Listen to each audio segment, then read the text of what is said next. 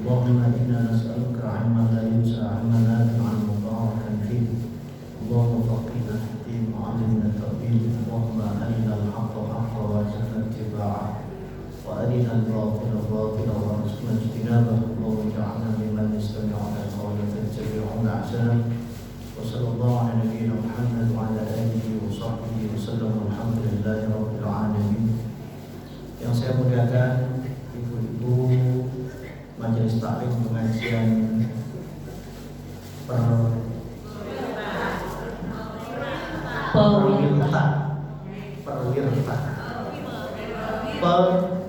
Perwirta.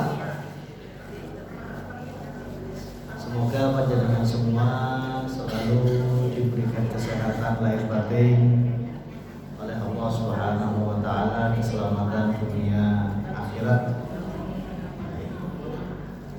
Dan alhamdulillah pagi ini kita insya Allah akan membahas tentang hadiah terindah. Kita ini Bu diciptakan oleh Allah Subhanahu wa taala. Allah itu tidak hanya menciptakan kita terus membiarkan kita terserah kita hidup bagaimana, itu tidak. Allah Subhanahu wa taala khaliquna, pencipta kita. Allah juga Rabbuna, Tuhan kita yang mengatur dan memberikan solusi-solusi terhadap permasalahan hidup kita. Jadi Allah ketika menciptakan kita, Allah tahu nanti manusia itu saya kasih musibah, saya kasih cobaan. Hidupnya ya gak terus ketawa terus. Hidupnya ada yang menangis, sedih. Namun Allah tidak membiarkan cukup di situ.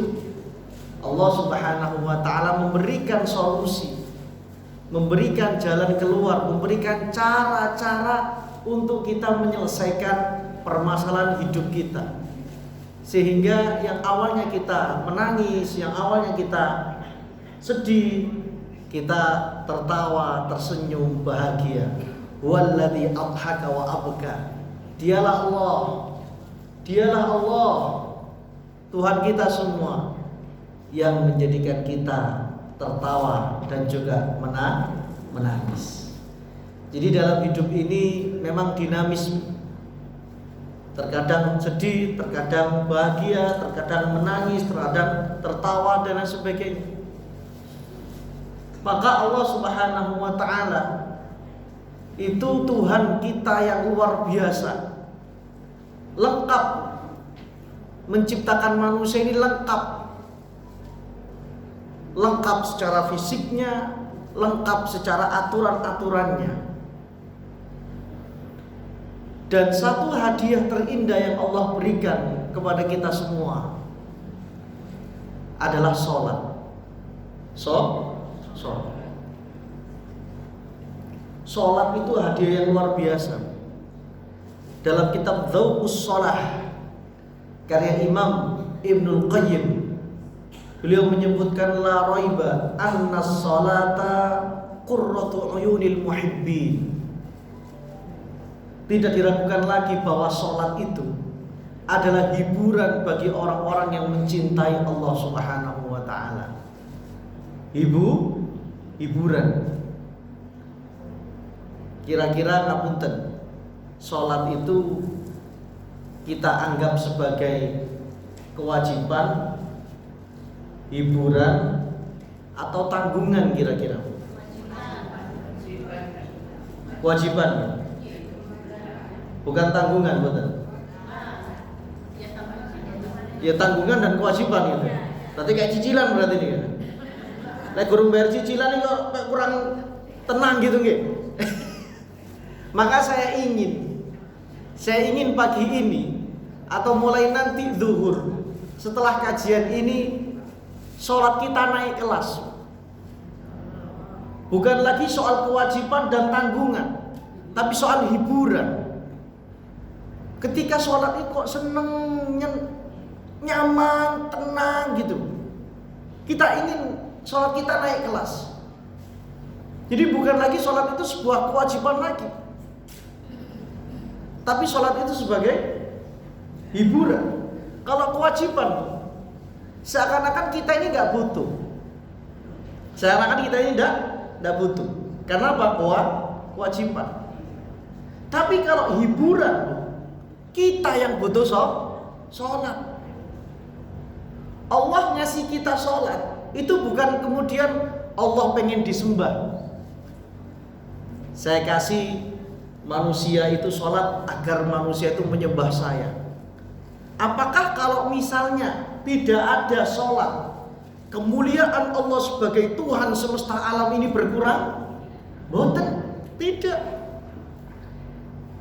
Apakah kalau misalnya seluruh manusia ini tidak menjalankan sholat, kemudian Allah turun kemuliaannya, kastanya? Tidak. Allah mulia semulia-mulianya. Meskipun misalnya, mohon maaf, tidak ada satupun manusia yang sujud kepada Allah, Allah tetap mulia sebagai Rabbul Alamin. Sehingga pada hakikatnya sholat itu yang butuh kita, bukan Allah. Tapi kalau kita jadikan kewajiban, seakan-akan Allah yang butuh kita sembah. Sama dengan tadi tanggungan, cicilan. Seakan-akan orang yang kita hutang kepada dia, itu seakan dia yang butuh. Kira-kira orang yang hutang dan orang yang menghutangi, ini yang paling butuh siapa, Bu? Yang menghutangi ini. Terkadang orang yang hutang ini lebih galak daripada yang menghutangi kan itu. Kalau di Indonesia ini, loh, ngapunten.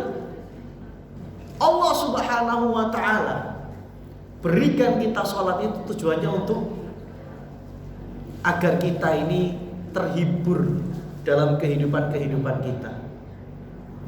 Rasulullah Shallallahu Alaihi Wasallam, Nabi kita Muhammad Shallallahu Alaihi Wasallam itu diberi sholat oleh Allah setelah peristiwa apa, Bu? Isra Mi'raj. Dan panjenengan tahu apa yang melatar belakangi Isra Mi'raj? Isra Mi'raj itu terjadi, Bu, pasca dua peristiwa besar. Peristiwa yang pertama, Rasulullah SAW kehilangan istri yang mulia, Siti Khadijah. Tidak lama dari itu, ternyata pamannya menyusul, Abu Thalib meninggal dunia. Dua pilar dakwah Islam hilang. Dua pilar dakwah Islam tidak lagi menjadi benteng dan sandaran Rasulullah SAW dalam melaksanakan dakwanya. Kenapa Siti Khadijah menjadi pilar dakwah Islam? Siti Khadijah itu miliarder, satu-satunya perempuan miliarder Mekah, kaya raya, bisnisnya hebat, yaitu bernama Khadijah bintu Khuwailid. Makanya mohon maaf, saya itu paling tidak setuju dengan moto hidup ibu-ibu,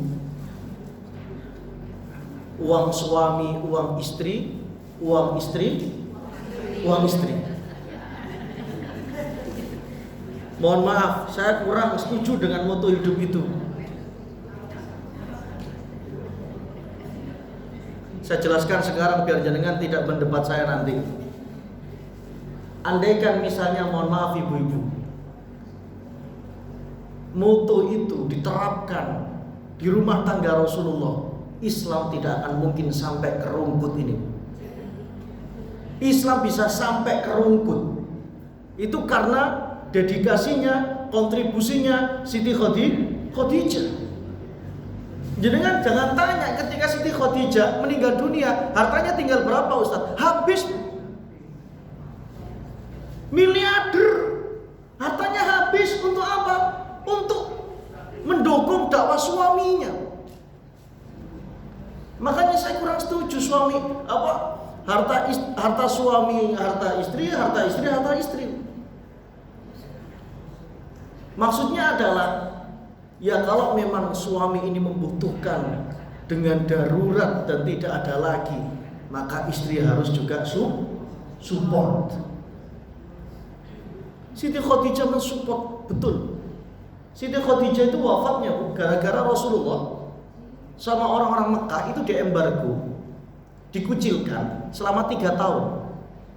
Rasulullah bersama keluarganya dan pengikutnya itu tidak boleh bermuamalah, tidak boleh jual beli kepada orang-orang Mekah lainnya, tidak boleh menikah, tidak boleh berhubungan. Kalau jual beli maka harganya ini dinaikkan berlipat-lipat. Itulah yang kemudian menguras uang Siti Khadijah sampai kemudian Siti Khadijah wafat. Ini hartanya habis untuk 3 tahun. Bayangkan 3 tahun. Itu kalau Siti Khadijah model ibu-ibu rungkut sepertinya Masya Allah, semuanya ATM-nya dikasihkan ke Rasulullah. Ini PIN-nya Rasulullah sudah pakai semua. Itu kalau sekarang sudah pakai saja uang, saya pakai saja selama 3 tahun itu.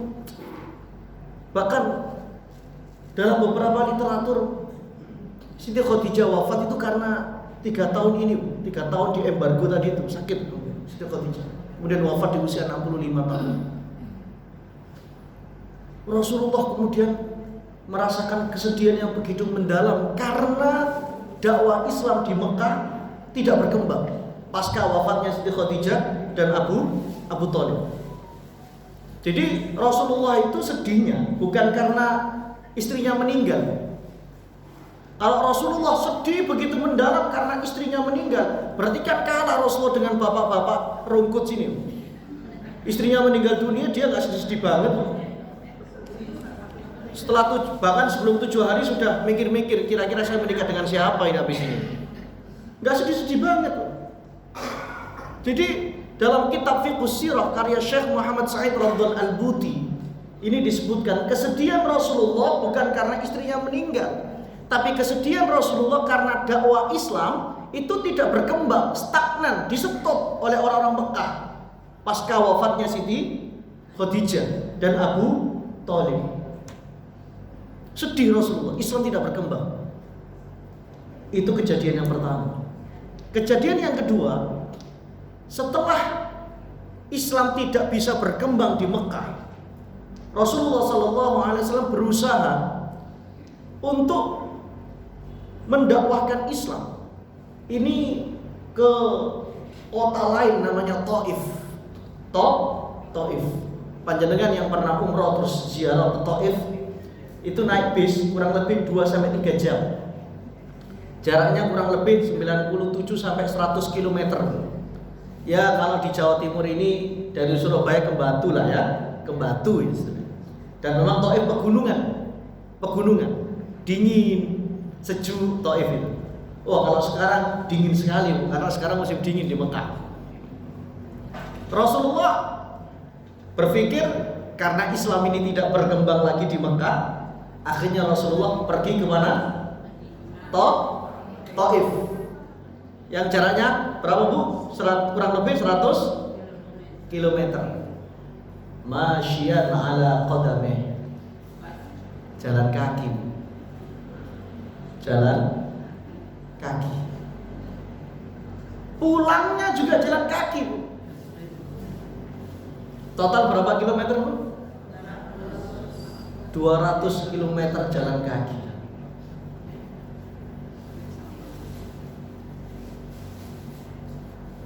Masjid Al-Muslimun nggih.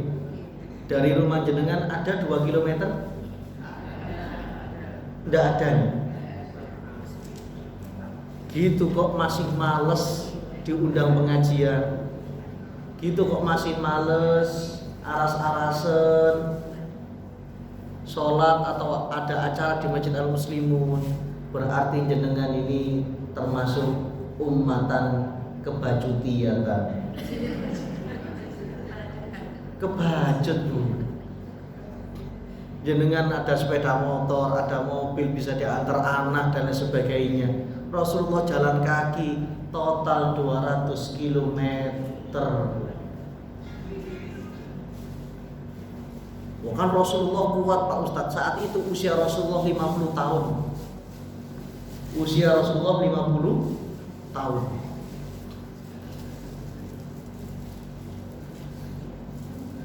Apa yang terjadi di Taif? Apakah Islam diterima? Apakah Islam disambut dengan penuh kehangatan? Tidak. Ternyata Rasulullah diusir dari Taif. Ya kalau ngusirnya pakai berkat, digono berkat ngoten, si pantes. Ngusirnya pakai batu, dilempar, hatta tadubana ala, sampai sandal Rasulullah tidak terlihat sandal. Kenapa? Karena darah suci Rasulullah yang mengalir dari kaki Rasulullah itu menutupi sandal saking derasnya. Rasulullah tambah sedih lagi. Kenapa? Karena dakwah Islam di Mekah di stop, stagnan, tidak berkembang. Dakwah Islam di Taif tidak diterima atau ditolak. Di saat kesedihan Rasulullah yang bertubi-tubi itulah Allah Subhanahu wa taala undang Rasulullah untuk Isra dan Mi'raj. Ini nanti rincinya dibahas oleh Ustadz Carlos ya. Isra Mi'raj Allah berikan apa Bu? Sholat. Sehingga sholat itu Bu filosofinya. Sholat itu untuk menghapus kesedihan kita semua. Karena di saat Rasulullah SAW mengalami kesedihan yang begitu mendalam dan bertubi-tubi, ternyata Allah berikan satu hadiah terindah agar hidupnya semakin kuat, mentalnya semakin baja, yaitu dengan sholat. Maka sholat ini kita anggap sesuatu yang penting. Dan mari kita teruskan kepada anak cucu kita. Jangan dianggap remeh. Kita dididik oleh orang tua kita sangat ketat masalah sholat. Bapak ibu kita kalau soal sholat itu luar biasa kepada kita dulu itu. Sehingga ya inilah hasilnya. Panjenengan semua tidak pernah meninggalkan sholat. Tapi sekarang ini perhatian orang tua kepada anaknya, kepada cucunya tentang sholat itu bergeser. Kalau anak cucunya nggak sholat dibiarkan, tapi kalau anak cucunya nggak belajar, nggak les, nggak privat, nggak sekolah, marah-marah orang. Tidak imbang. Ingat, kita ini manusia, anak cucu kita manusia. Yang manusia itu terdiri dari dua komponen, dua hal, satu fisik, dua jiwa. Fisik, kalau tidak diberi makan 3 hari, apa yang terjadi Bu? Lemes. 4 hari, apa yang terjadi Bu? Jangan meninggal dulu Bu. Ya tambah lemes. 5 hari, 7 hari ke atas sudah bisa mati. Jadi manusia itu bisa bertahan tidak makan tidak minum kurang lebih itu 4, 5 sampai 6 hari. Di atas 7 hari itu sudah tanda-tanda ya, sudah sulit untuk masih hidup kalau tidak makan. Itu fisik kita. Jiwa kita bagaimana? Kita kadang luput dengan jiwa kita ini. Spiritualitas kita. Jiwa ini juga harus diberikan asupan. Apa asupan jiwa ini? Di antaranya adalah sholat. Makanya orang yang sholat dengan orang yang tidak sholat itu harusnya berbeda. Orang yang sholat dia lebih kuat mentalnya, dia lebih kuat jiwanya, batinnya ini lebih kuat daripada yang tidak sholat. Karena sholat itu tadi tujuan Allah berikan sholat kepada Rasulullah SAW untuk menguatkan mental Rasulullah,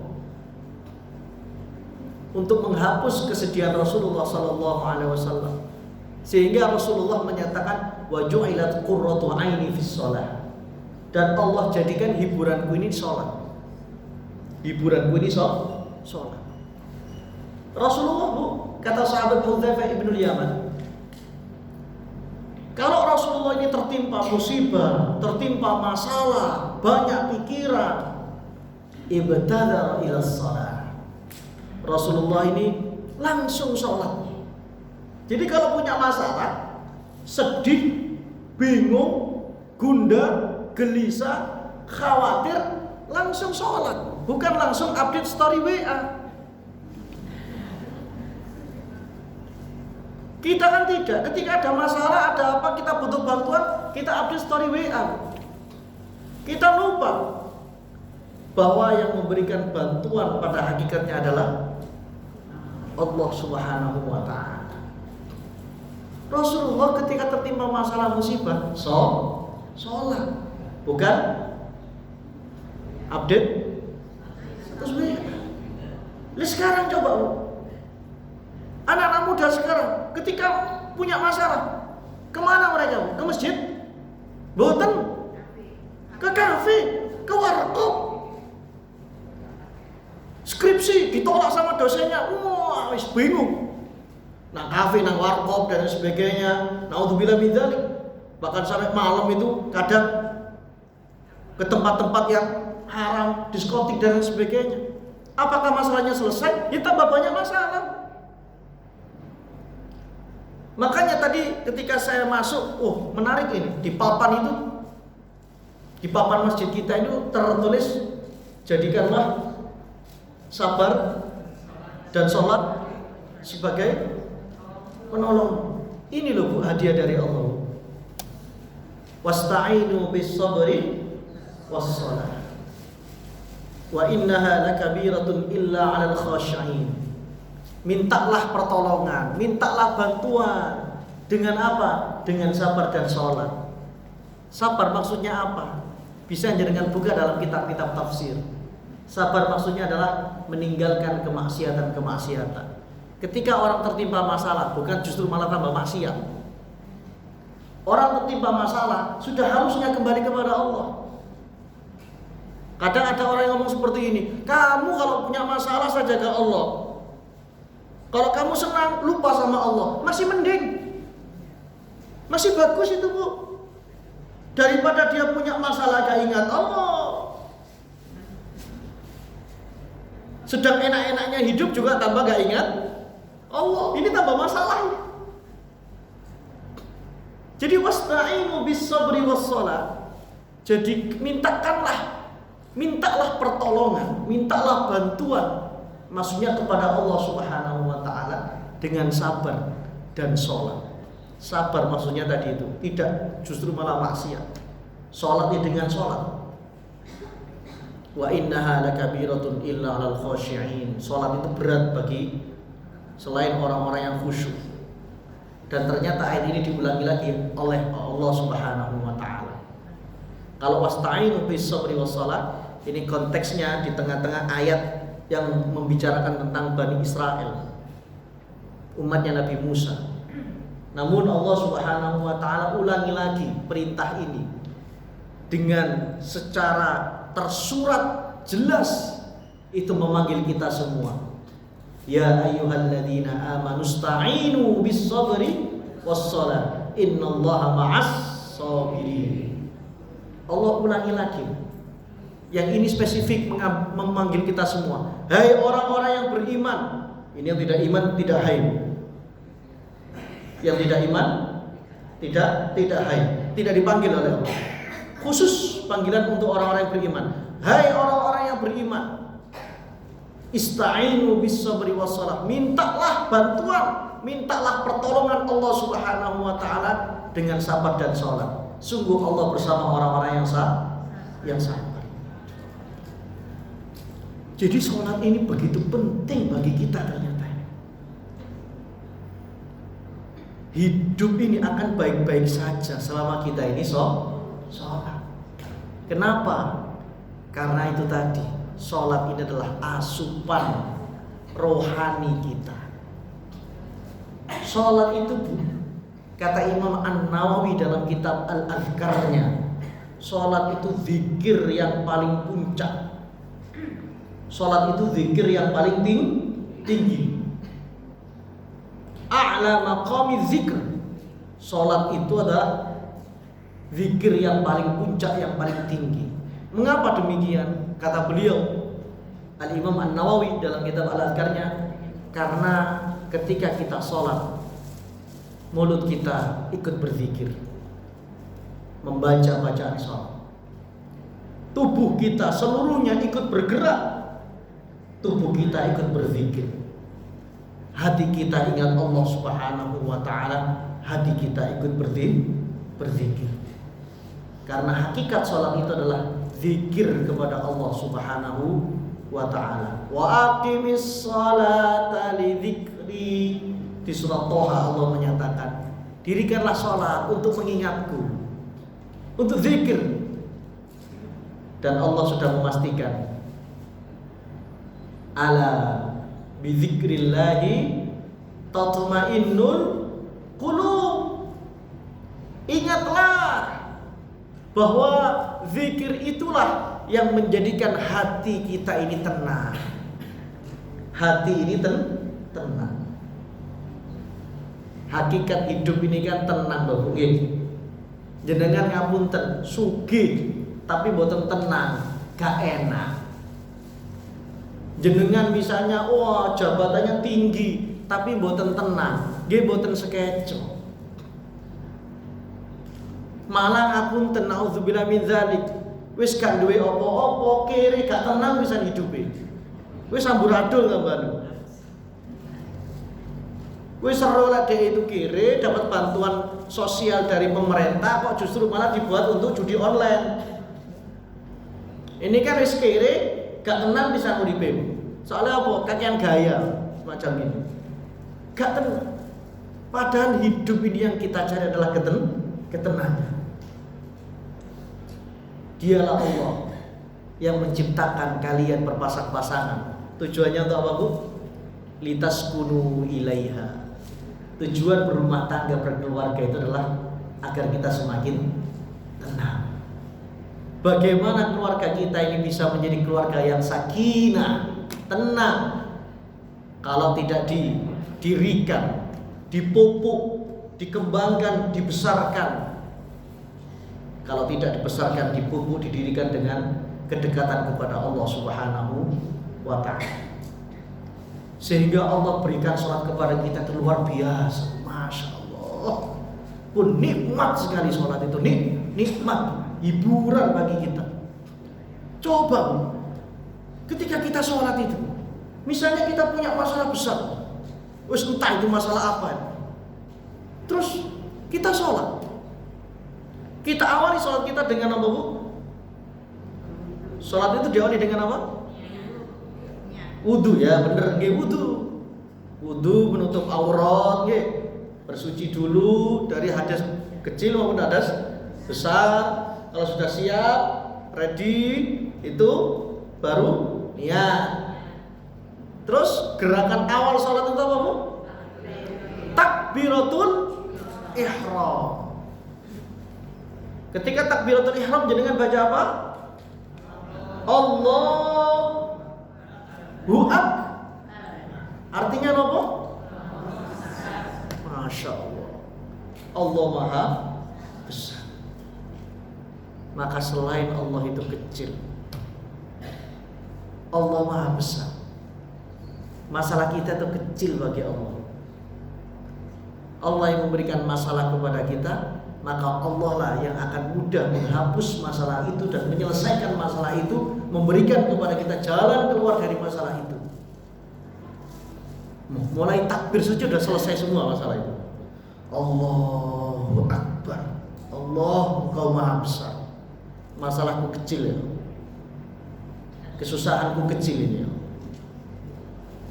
untuk Engkau keselesaikan mudah sekali ya. Allahu Akbar. Belum lagi ketika jenengan baca iftitah, ada iftitah yang Allahumma ba'id baini wa baina khotoyaya, boleh, benar, ada hadisnya, ada dalilnya. Ada doa iftinnya kabira walhamdulillahi katsira. Nggih, leres, benar, ada dalilnya, ada hadisnya. Bahkan di doa iftitah itu ada inna sholati wa nusuki wa mahyaya wa mamati lillahi rabbil alamin. Masya Allah Bu, selesai hidup ini Bu.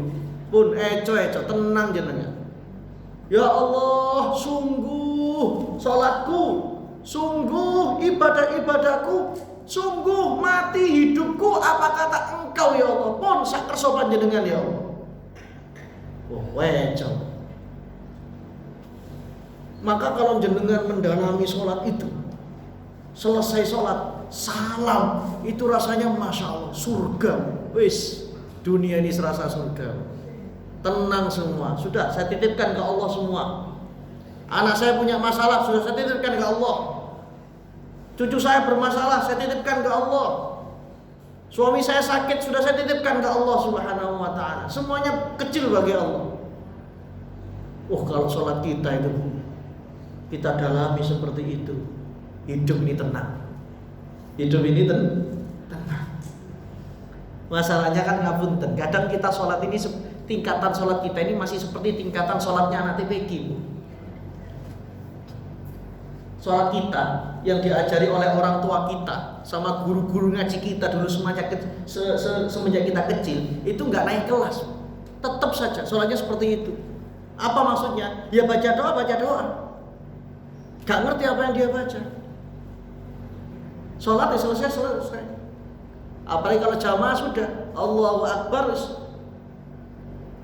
pokoknya takbir, ikut ruku, ikut sujud, moro-moro salam. Sholatnya gak iling pengiran belas. Mulai takbir sampai salam itu gak ingat Allah Subhanahu wa ta'ala sama sekali. Apakah gak boleh Pak Ustaz? Ya boleh daripada tidak sholat. Tapi kan kita ayolah, sampai kapan kita ini sholat kita ini seperti itu saja. Kita harus mengerti dan menyadari bahwa filosofi sholat ini luar biasa. Allah Subhanahu wa ta'ala itu memberikan sholat ini sebagai hadiah terindah bagi hamba-hambanya. Maka kalau misalnya kita menganggap sholat itu hanya biasa-biasa saja, ini sepertinya kurang pantas kita ini. Karena sholat itu luar biasa. Sholat itu luar biasa. Makanya kitab yang saya sebutkan tadi, Imam Ibnu Qayyim, itu judulnya Dzauqus Shalah. Dzauqus Shalah itu feel of sholat. Rasanya sholat itu bagaimana? Hati ini Bu, kalau tidak sholat, seperti bumi yang tidak pernah mendapatkan air hujan. Kata beliau,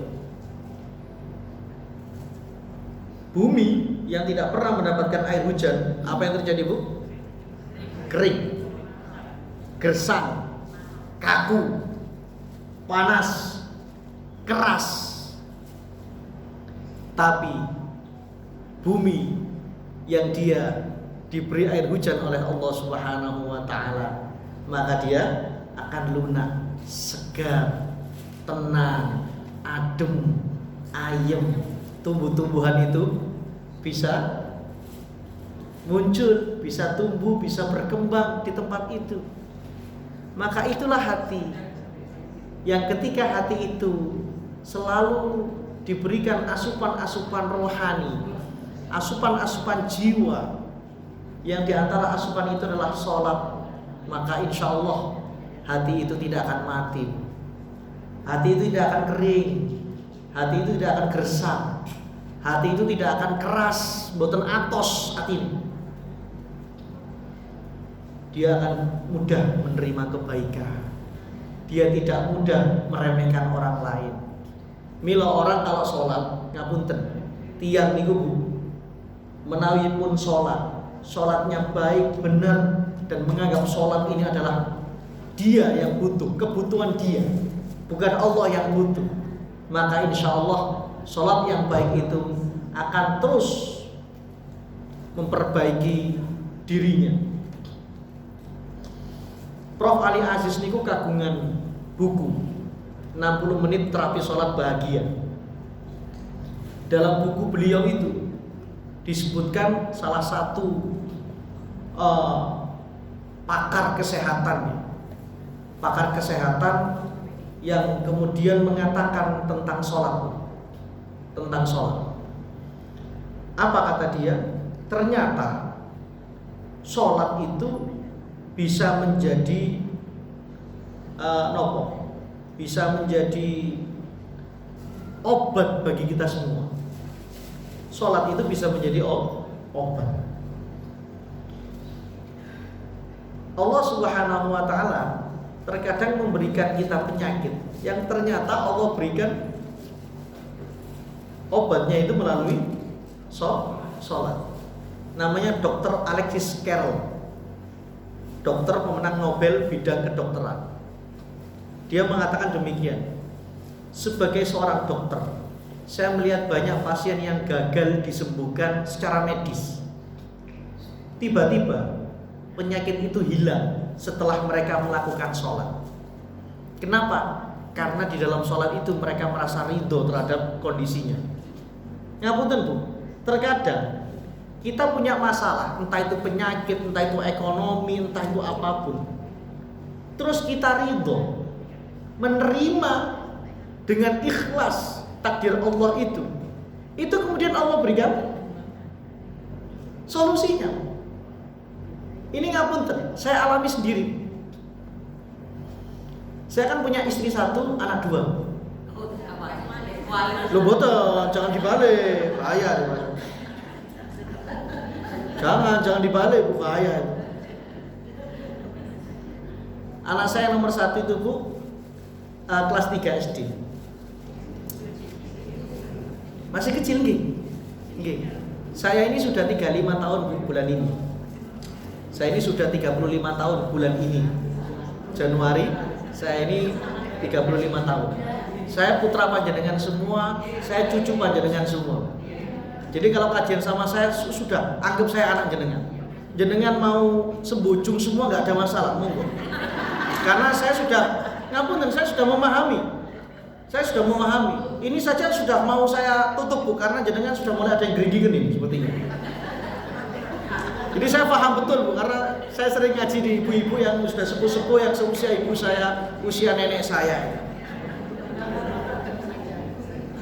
Jadi bulan ini saya 35 tahun Bu, sudah 35 tahun, bukan masih, tapi sudah 35 tahun.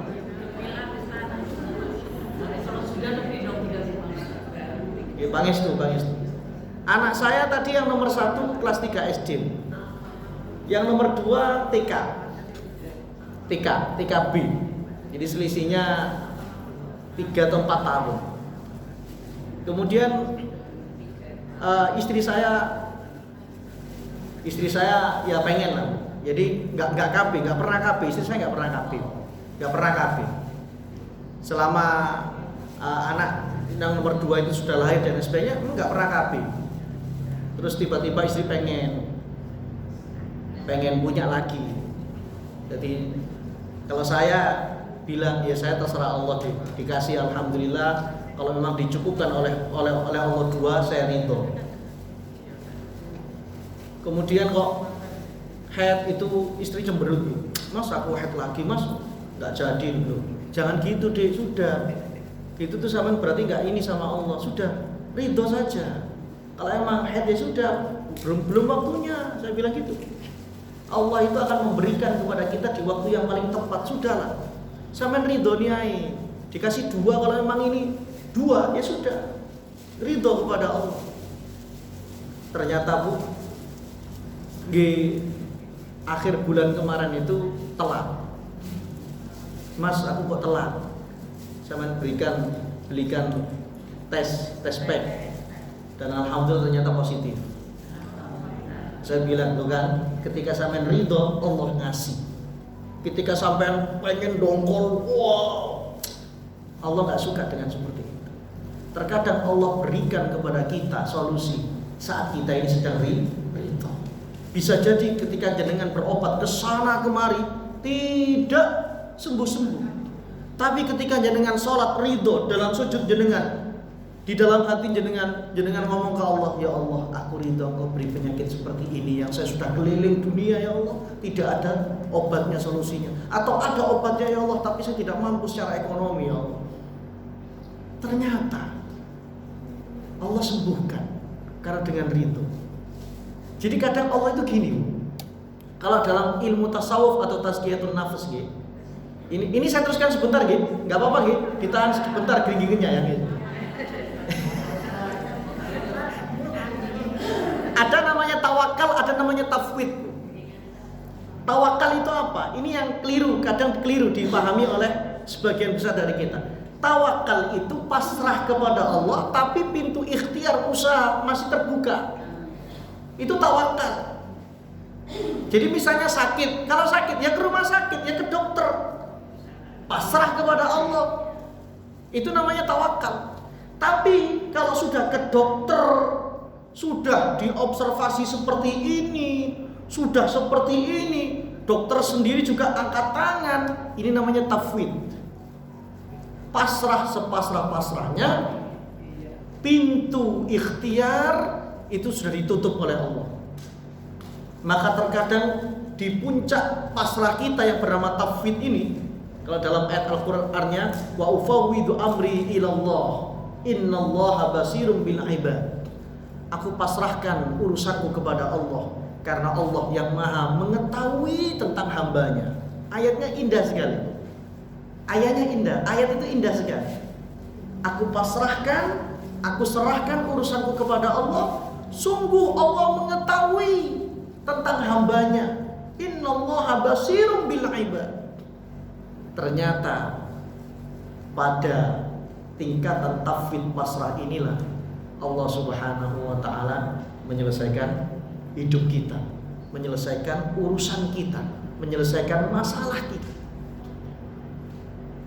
Jadi sholat itu salah satu treatment kita untuk ridho terhadap takdir Allah Subhanahu wa ta'ala. Jadi bisa jadi sholat itu sebagai obat. Obat. Makanya tadi ayo kita ini naik kelasnya. Sholat ini ayo naik kelas. Semuanya kecil, semuanya bisa diselesaikan karena Allahu Akbar. Kita dekat kepada Allah Subhanahu wa ta'ala melalui sholat kita, sehingga sholat itu ibu-ibu sekalian adalah anugerah, hadiah terindah dari Allah Subhanahu wa ta'ala. Kok ada orang muslim dia tidak sholat, berarti kan dia itu seperti dikasih hadiah tapi gak mau itu loh. Orang dikasih hadiah kok gak mau? Kira-kira orang ini normal atau gimana? Kan ngoten. Dikasih hadiah kok, gratis hadiahnya, indah sekali hadiahnya, kok nolak itu? Itu kan ya lucu. Maka orang-orang yang dia tidak sholat itu adalah orang-orang lucu. Orang-orang lucu. Nah, karena diberi hadiah tidak mau. Sekali lagi ibu-ibu, ayo kita juga menata anak cucu kita semua. Panjenengan sudah sholat, maka tinggal ayo anak cucu ini diarahkan untuk sholat, karena salah satu kenangan indah nanti di alam kubur, kita semua masih melihat anak cucu kita sujud kepada Allah Subhanahu wa ta'ala dan mendoakan kita semua. Saya kira itu. Terima kasih, mohon maaf. Monggo kalau memang ada pertanyaan dari ibu-ibu sekalian.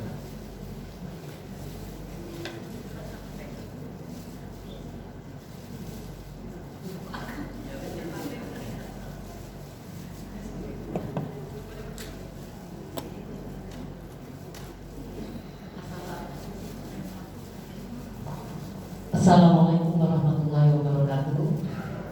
Assalamualaikum.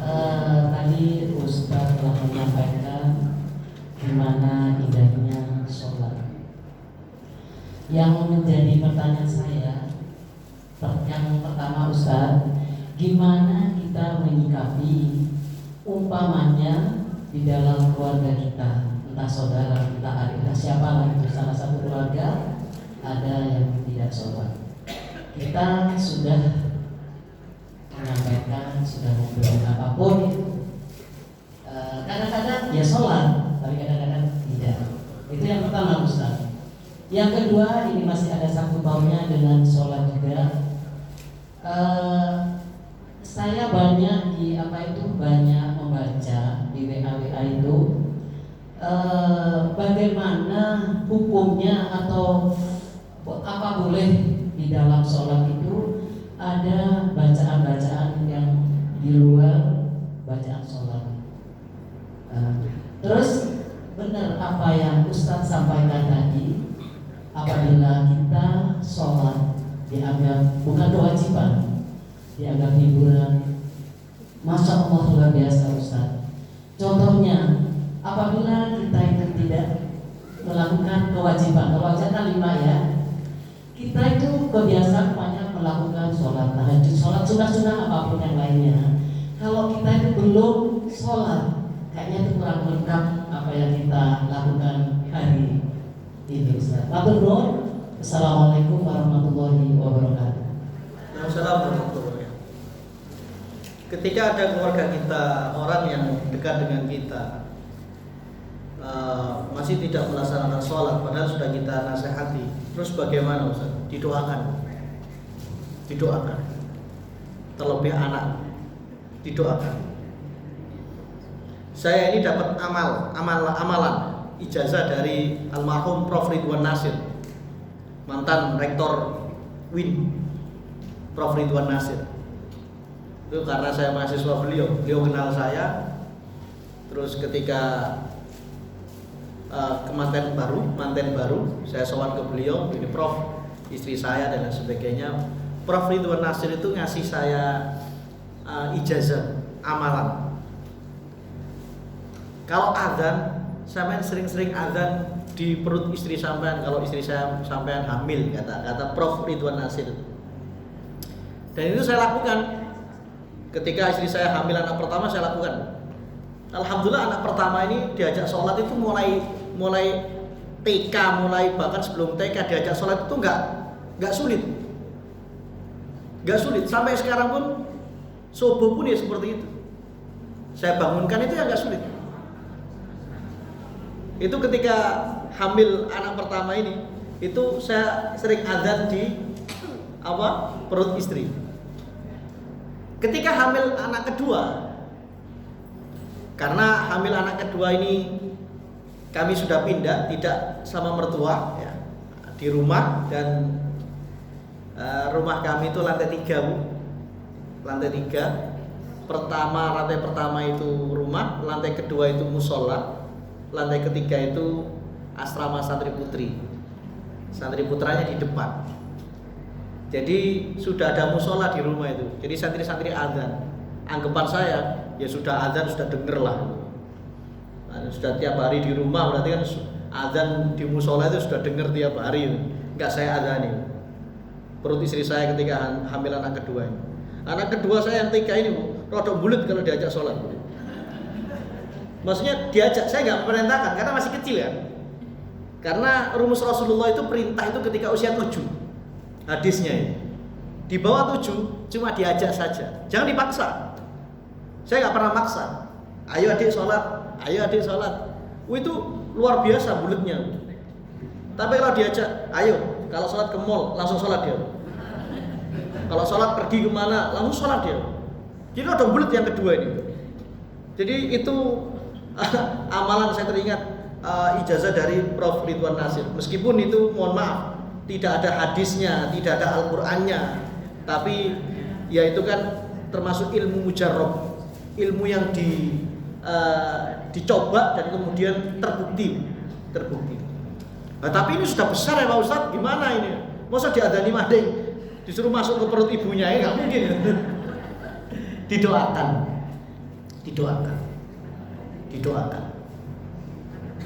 Doa itu tidak akan pernah kembali kecuali baik doa itu. Sampai kapan Pak Ustaz? Ngapunten. Saya punya sepupu. Sepupu saya ini dulu pondoknya di pelosok. Jadi Gus Kausar itu kenal betul sama sepupu saya. Ketika putra putrinya menikah, itu Gus Kausar sempat hadir di sini di Rungkut Mejoyo. Sekarang sepupu saya itu punya pesantren di Lampung. Itu pernah cerita, aku duwe konco, anaknya kiai, tapi dia tiap malam keliling diskotik sak Surabaya Raya. Anaknya kiai padahal. Wah, diskotik manapun sak Surabaya dia sudah hafal. Ketika abahnya meninggal dunia, dia langsung sadar. 40 hari tidak mau keluar rumah. Dia taubat, dia riyadhah, dia tirakat, dia wiritan. Dia mutola'ah, mutarosah, buku-bukunya, kitab-kitabnya. Setelah 40 hari dia menggantikan abahnya. Terkadang doa orang tua itu diijabah oleh Allah setelah orang tua itu meninggal dunia. Jadi jangan pernah kemudian putus asa terhadap doa. Sudah doa saja, doakan putra putri jenengan. Kalau bisa nangis, Saya masih ingat betul, bapak saya itu kalau sudah doa Rabbi ja'alni muqimas sholati wa min dzurriyyati, itu mesti nangis. Ya Allah, jadikanlah anak keturunanku orang-orang yang mau sholat, orang-orang yang senang sujud, ojo sampai ninggalno sholat ya Allah. Itu bapak saya. Setiap doa itu, hampir setiap doa itu berembet nangis. Saking takutnya anak-anaknya ini tidak sholat. Ya sudah itu, mau apa gitu? Anak 15 tahun, 20 tahun gak sholat terus jenengan tempeleng gitu. Balas mereka, Bu. Anak zaman sekarang ya. Nggak bisa. Terus apa? Sudah. Doa. Jenengan doakan. Ayo didoakan. Jenengan bangun tahajud, bacakan Fatihah untuk anak-anak jenengan, cucu-cucu jenengan. Jenengan khatmil Quran, doakan anak cucu jenengan. Jangan hanya doa sendiri. Doakan anak cucu jenengan. Insya Allah sudah. Jenengan orang baik, maka insya Allah anak keturunan jenengan itu juga baik kok.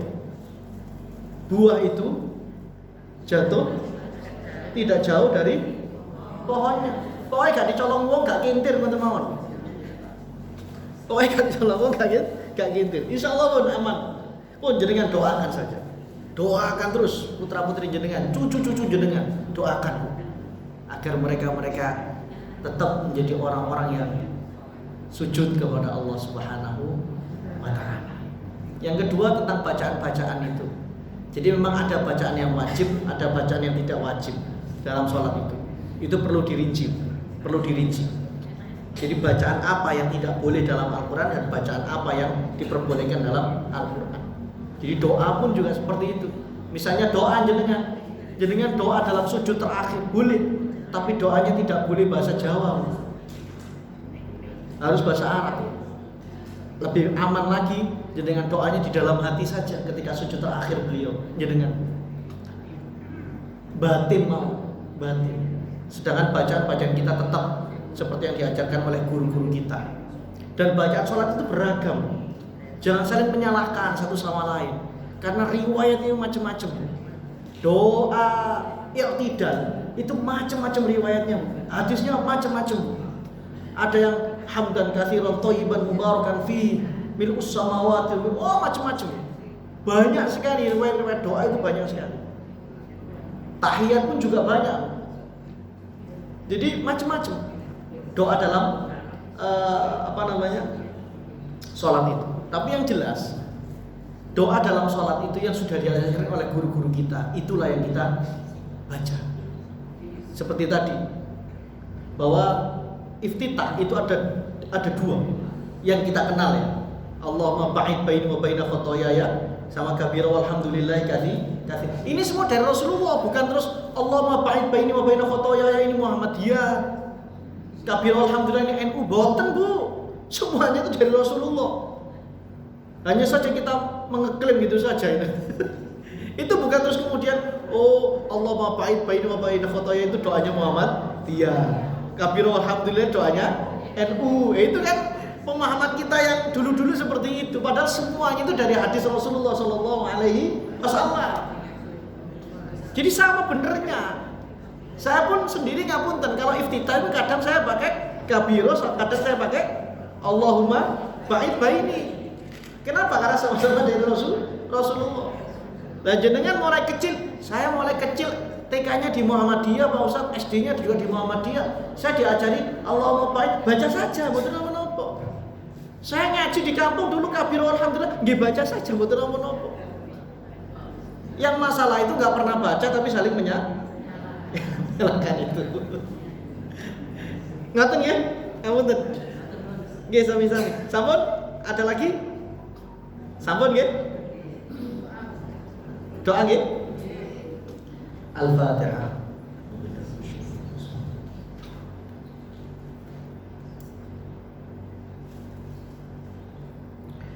A'udzu billahi minasyaitonir rajim. Bismillahirrahmanirrahim. Alhamdulillahirabbil alamin. Hamdan syakirin, hamdan na'imin, hamdan yuwafi ni'amahu wa yukafi mazidah. Ya Rabbana lakal hamdu kama yanbaghi li jalali wajhika wa 'azimi sultanik. Allahumma shalli ala sayyidina Muhammadin wa ala alihi wa sahbihi ajma'in. Allahumma ya Allah ya Ghaffar ya Rahman ya Rahim. Allahumma ighfir lana wa liwalidina warhamhum kama rabbawna shighara. ولمشايخنا ولجميع المسلمين والمسلمات والمؤمنين والمؤمنات الأحياء منهم والأموات. اللهم إنا نسألك رضاك والجنة ونعوذ بك من سخطك والنار. اللهم إنا نسألك الهدى والتقى والعفاف والغنى. اللهم إنا نسألك العفو والعافية والمعافاة والسلام في الدين والدنيا والآخرة. اللهم يا الله يا Maha Pengasih Maha Pengampun, ampuni ya Allah dosa kesalahan kami. Ampuni ya Allah dosa kesalahan suami istri kami. Ampuni ya Allah dosa kesalahan anak-anak cucu-cucu kami ya Allah. Ampuni ya Allah dosa kesalahan orang tua kami. Ampuni ya Allah dosa kesalahan guru-guru kami. Ampuni ya Allah dosa kesalahan seluruh umat Rasulullah SAW. Kami memohon kepadamu ya Allah ridho-Mu, karena ridho-Mu ya Allah puncak permintaan kami, pemohon kami. Karena dengan ridho-Mu ya Allah kami akan mudah menuju surga-Mu yang abadi yang penuh dengan kenikmatan. Ya Allah berilah kami umur yang panjang. Ya Allah berilah kami kesehatan yang prima lahir batin agar kami terus bisa menambah kebaikan-kebaikan di setiap hari-hari yang kami lalui ya Allah. Allahumma ja'is salata qurrata 'ainin lana ya rabbal alamin. Ya Allah jadikanlah salat kami ya Allah, sujud-sujud kami kepadamu ya Allah sebagai penenang hidup kami ya Allah, penentram jiwa kami ya Allah, sebagai hiburan kami ya Allah, sebagai rasa percaya kami bahwasanya seluruh masalah bisa Engkau selesaikan ya Allah, karena Engkau Maha Akbar. Allahu Akbar, innaka akbar ya rabbal alamin. Engkau Maha besar ya Allah. Engkau Tuhan seluruh semesta ini ya Allah. Engkau Tuhan seluruh makhluk, seluruh ciptaan. Dan masalah itu juga termasuk ciptaan-Mu ya Allah. Rabbi habli minas salihin. Ya Allah, jadikanlah anak cucu kami orang-orang yang saleh, orang-orang yang tidak pernah lupa mendoakan kedua orang tuanya. Rabbi ufidli wali walidayya warhamhuma kama rabbayani shaghira. Rabbi ja'alni muqimas salati wa min dzurriyyati rabbana wa taqabbal du'a. Ya Allah jadikanlah kami, jadikanlah anak cucu keturunan kami ya Allah orang-orang yang senang salat jamaah, orang-orang yang senang mengadukan masalah-masalahnya kepadamu, orang-orang yang senang sujud menghadap-Mu ya Allah, menumpahkan seluruh isi hatinya kepadamu ya Allah. Ya Allah kami titipkan anak keturunan kami kepadamu ya Allah, karena Engkau sebaik-baiknya penjaga mereka. Fallahu khairul hafidha wa huwa arhamur rahimin. Allah Engkaulah sebaik-baiknya penjaga dan Engkaulah yang paling menyayangi anak cucu kami ya Allah. Kami titipkan anak cucu kami kepada Engkau ya Allah, sadarkanlah mereka ya Allah. Rubahlah akhlak mereka ya Allah, arahkan hidup mereka ya Allah agar tidak jauh kepadamu ya Allah. Tarik mereka ya Allah agar bisa kembali kepada-Mu ya Allah ketika mereka melakukan kesalahan. Ya Allah, kami titipkan kepada-Mu ya Allah. Jika kami menitipkan sesuatu kepada orang lain, kami merasa aman, tentu pasti kami akan merasa nyaman dan tenang ketika menitipkan putra putri cucu kami kepada Engkau ya Allah. Rabbana atina fid dunya hasanah wa fil akhirati hasanah wa qina adzabannar. Wa sallallahu ala nabiyyina Muhammad wa ala alihi washabbihi wasallam.